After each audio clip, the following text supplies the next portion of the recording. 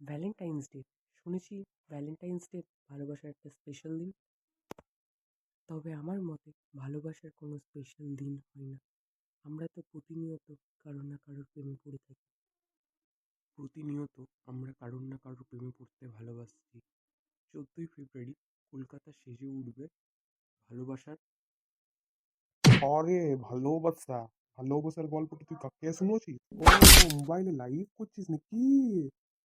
Viral হবি? তো বল লোককে যে তুই মাধ্যমিকে কত পেয়েছিলিস, ভূগোলে কত পেয়েছিলিস, ইতিহাসে কত পেয়েছিলিস, অঙ্কতে তো ফেলই করে গিয়েছিলিস। বাবা, তুমি তখন থেকে আমাকে মারছো কেন বলো তো?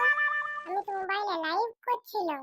ও, টিউশন খরচা দেবো আমি, পড়াবো আমি, কলেজে ফিস দেবো আমি, আর তুমি তোমার ওই প্রেমিকের গল্প লোকের সামনে করবে। আজ আবার কি জেনে বললি? ভ্যালেন্টাইন? ওরে বাবা!